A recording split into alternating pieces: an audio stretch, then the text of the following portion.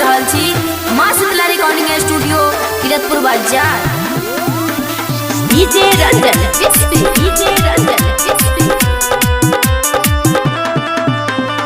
Singing by Suresh Barsaniya.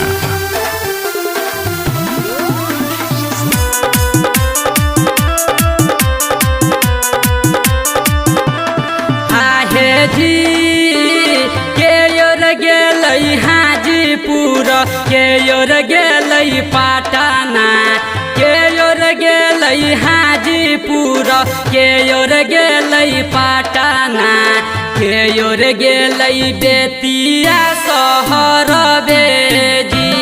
हाहे जी बाबा गेलै हाजीपुर, भैया गेलै पटना, बाबा गेलै हाजीपुर, भैया गेलै पटना, आ सैयद गेलै बेतिया शहर बेजी।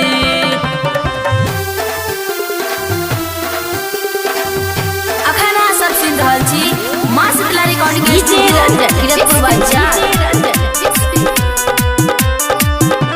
Singing by Suresh Barsaniya.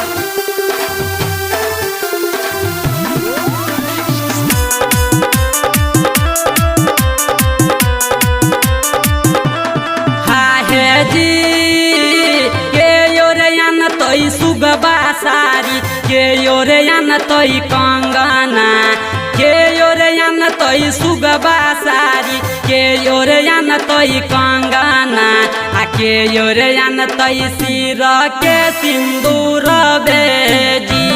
हाहे जी बाबा यानलक सुगबा सारी, भैया यानलक कंगना, बाबा यानलक सुगबा सारी, भैया यानलक कंगना, आ सैयद यानलक सिर के सिंदूर बेजी।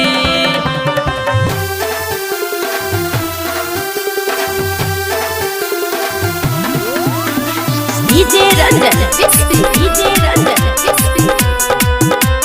Singing by Suresh Barsaniya.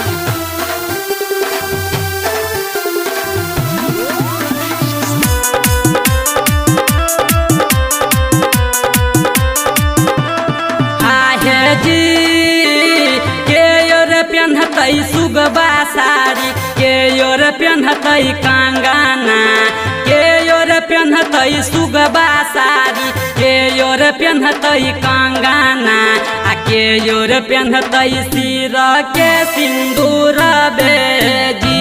हाहे जी अम्मा पेन्हतै सुगबा सारी, बहिनी पेन्हतै कंगना, अम्मा पेन्हतै सुगबा सारी, बहिनी पेन्हतै कंगना, आ भौजो पेन्हतै सिर के सिंदूर